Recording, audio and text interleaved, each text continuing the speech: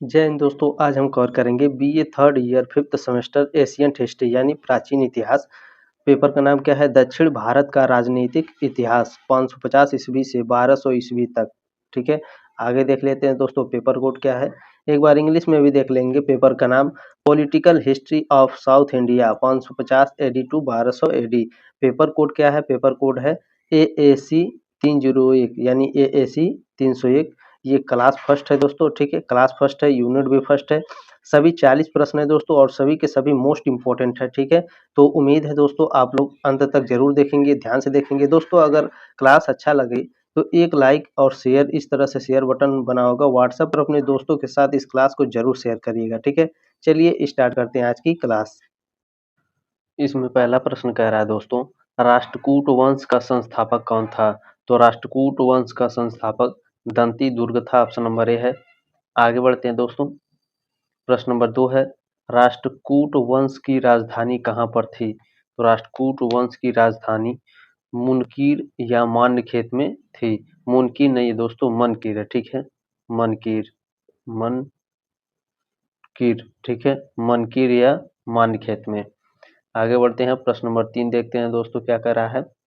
राष्ट्रकूट वंश का ऐसा कौन सा शासक था जिसने कन्नौज पर अधिकार करने हेतु त्रिपक्षीय संघर्ष में भाग लिया और प्रतिहार नरेश वत्सराज एवं पाल नरेश धर्मपाल को पराजित किया? तो यह ध्रुव था। ठीक है, ऑप्शन नंबर ए है। प्रश्न नंबर 4 है, एलोरा के प्रसिद्ध कैलाश मंदिर का निर्माण किसने करवाया था? वेरी वेरी मोस्ट इंपॉर्टेंट प्रश्न है। कृष्ण प्रथम ने एलोरा के प्रसिद्ध कैलाश मंदिर का निर्माण करवाया था। ठीक है, इसे व्हाट्सएप पर अपने दोस्तों के साथ जरूर शेयर करिएगा दोस्तों। इस तरह का शेयर बटन बना होगा।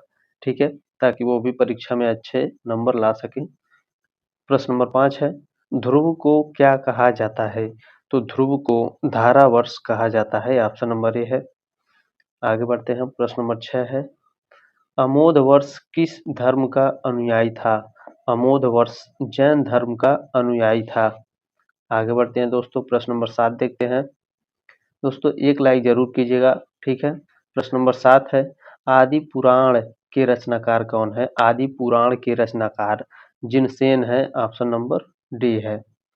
आगे बढ़ते हैं। प्रश्न नंबर 8 है, निम्न में से किस राजवंश ने विख्यात मंदिर एलोरा का कैलाश मंदिर का निर्माण करवाया? तो यह राष्ट्रकूट राजवंश ने करवाया था। एक बार और देखेंगे दोस्तों, किस राजवंश ने विख्यात मंदिर एलोरा का कैलाश मंदिर का निर्माण करवाया था? किस वंश ने करवाया था? तो राष्ट्रकूट वंश ने। और किस शासक ने करवाया था? तो कृष्ण प्रथम ने। ठीक है, कृष्ण प्रथम ने करवाया था एलोरा का कैलाश मंदिर का निर्माण। प्रश्न नंबर 9 है दोस्तों, 745 ईस्वी की समगत प्लेट में महाराजाधिराज कहा गया था, तो इसे दंती दुर्ग को कहा गया था। ऑप्शन नंबर सी है। ठीक है, चलिए आगे बढ़ते हैं दोस्तों। प्रश्न नंबर 10 देखते हैं। पृथ्वी वल्लभ की उपाधि धारण की। वेरी वेरी मोस्ट इंपॉर्टेंट प्रश्न है। तो दंती दुर्ग ने पृथ्वी वल्लभ की उपाधि धारण की। प्रश्न नंबर 11 है, राष्ट्रकूट वंश के शासक किसके सामंत थे? राष्ट्रकूट वंश के शासक किसके सामंत थे? बादामी के चालुक्यों के, कल्याणी के चालुक्यों के, कांची के, पल्लव के। तो इसमें ऑप्शन नंबर ए है दोस्तों, बादामी के चालुक्यों के। ठीक है, राष्ट्रकूट वंश के शासक किसके सामंत थे? बादामी के चालुक्यों के। प्रश्न नंबर 12 है, दंती दुर्ग के बाद उसका चाचा कृष्ण प्रथम शासक हुआ। कृष्ण द्वारा पराजित किए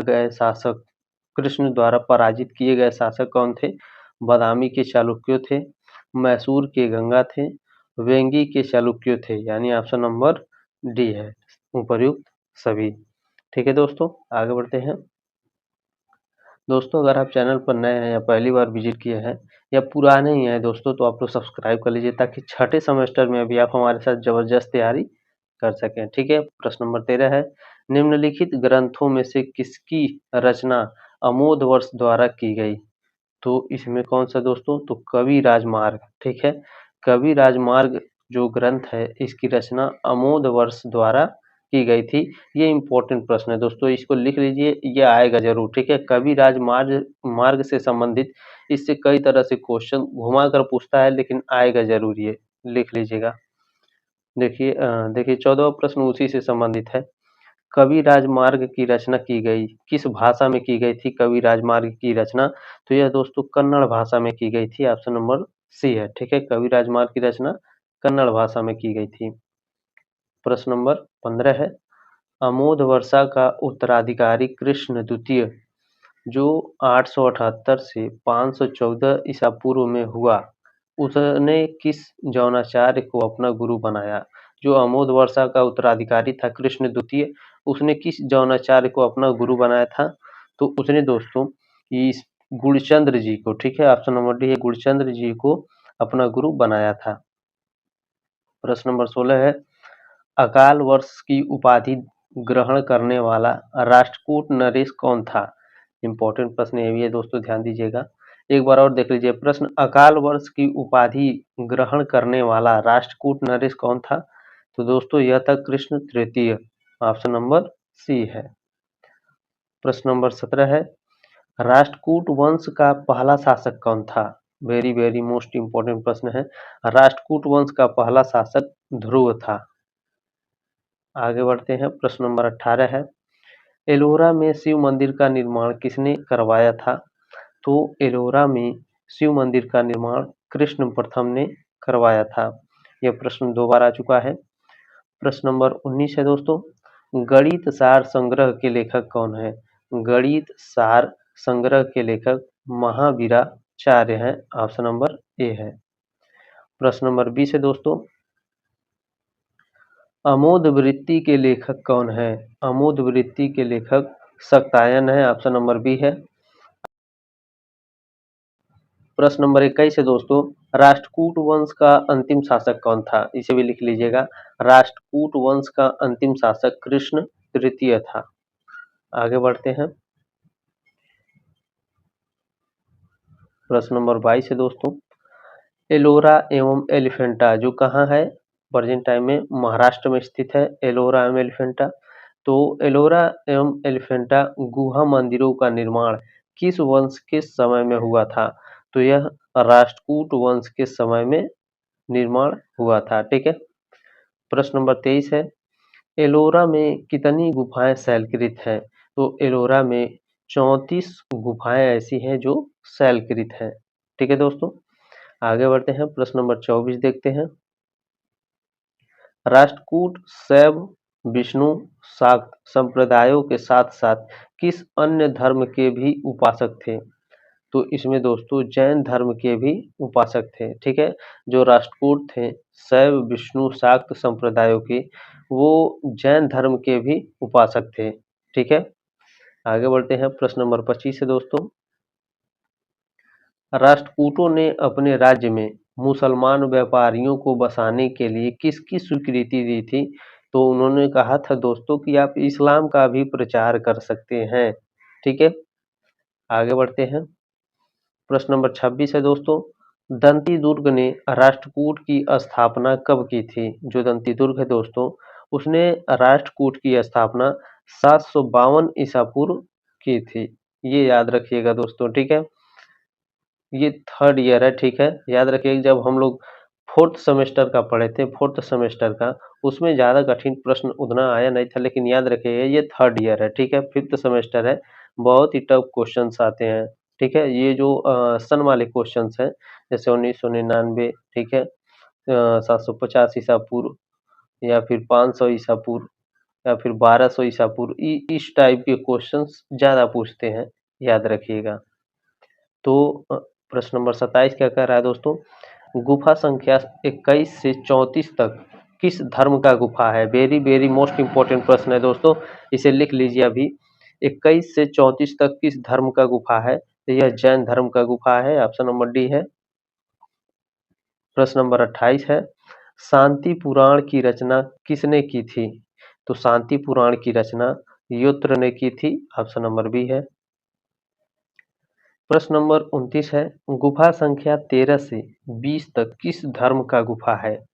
गुफा संख्या 13 से 20 तक दोस्तों हिंदुओं का गुफा है, यानी हिंदू धर्म का गुफा है, ये आ सकता है। ठीक है, इसे लिख लीजिएगा। गुफा संख्या 13 से 20 तक हिंदू धर्म का गुफा है। प्रश्न नंबर 30 है, एलोरा के गुफा में संख्या 1 से 12 तक किस धर्म का गुफा है? तो दोस्तों 1 से 12 तक जो है इसमें वो बौद्ध धर्म है। ठीक है, बौद्ध धर्म का गुफा है 1 से 12 तक। आगे बढ़ते हैं दोस्तों। प्रश्न नंबर 31 है, उज्जैनी में हिरण्यगर्भ यज्ञ किसने किया था? तो उज्जैनी में हिरण्यगर्भ यज्ञ दंती दुर्ग ने किया था। प्रश्न नंबर 32 है, अमोधवर्ष ने कन्नड़ भाषा में किसकी रचना की थी? देखिए वही प्रश्न फिर से पूछा है, लेकिन इसे घुमा करके पूछा है। तो कवि राजमार्ग की रचना की थी। ठीक है, अमोधवर्ष ने कन्नड़ भाषा में किसकी रचना की? कवि राजमार्ग की। पूछेगा दोस्तों कविराज किसने लिखा है? तो अमोधवर्ष ने लिखा है। कवि राजमार्ग किस भाषा में लिखी गई थी? तो कन्नड़ भाषा में लिखी गई थी। प्रश्न नंबर 33 है, विश्व प्रसिद्ध कैलाश मंदिर किसके शासनकाल में बनाया गया था? ये किसके शासनकाल में बनाया गया था? तो यह राष्ट्रकूट वंश के शासनकाल में बनाया गया था। प्रश्न नंबर 34 है दोस्तों, एलिफेंटा गुफा मंदिरों का नाम किस शासक के समय में रखा गया था? तो एलिफेंटा गुफा मंदिरों का नाम जो है वह राष्ट्रकूट वंश के शासनकाल में रखा गया था। ठीक है, एक बार और देखेंगे। एलिफेंटा गुफा मंदिरों का नाम किस शासक के समय में रखा गया? राष्ट्रकूट वंश के समय में रखा गया था। प्रश्न नंबर 35 है, 973 ईसा पूर्व में राष्ट्रकूटों को किसने उखाड़ फेंका? तो किसने उखाड़ फेंका था? तो यह पश्चिमी चालुक्य का तैला द्वितीय जो था वह 973 ईसा पूर्व में राष्ट्रकूटों को उखाड़ फेंका, यानी जड़ से ही उन्हें खत्म कर दिया। प्रश्न नंबर 36 है, दंती दुर्ग जिसने हिरण्यगर्भ नामक एक अनुष्ठान किया था उनमें से एक कौन था? चोल राजा था, प्रतिहार प्रमुख था, राष्ट्रकूट प्रमुख था या पल्लव मुखिया था? तो इसमें दोस्तों ऑप्शन नंबर सी है, राष्ट्रकूट प्रमुख था। आगे बढ़ते हैं। प्रश्न नंबर 37 है, राष्ट्रकूटों ने निम्नलिखित में से किस बादामी चालुक्य राजा को हराया था? तो यह दोस्तों कीर्ति वर्मा ने। ठीक है। प्रश्न नंबर 38 है, निम्नलिखित में से किस राजवंश ने कभी भी जैन धर्म का संरक्षण नहीं किया? तो राष्ट्रकूट वंश एक ऐसा वंश है दोस्तों जो कभी भी जैन धर्म का संरक्षण नहीं किया। प्रश्न नंबर 39 है, कान्हेरी विश्वविद्यालय किस वंश के शासनकाल में लोकप्रिय होगा? तो कान्हेरी विश्वविद्यालय दोस्तों राष्ट्रकूट वंश के समय में लोकप्रिय हुआ था। ठीक है, आगे बढ़ते हैं। अमोधवर्ष की साहित्यिक उपलब्धि है अजित पुराण, आदि पुराण, कविराज मार्ग या उपरोक्त सभी? तो इसमें कविराज मार्ग। देखिए 4 क्वेश्चंस कविराज मार्ग से पूछा है। ठीक है, अमोधवर्ष की साहित्यिक उपलब्धि है कविराज मार्ग। चलिए मिलते हैं अगले क्लास में, तब तक के लिए जय हिंद, वंदे मातरम।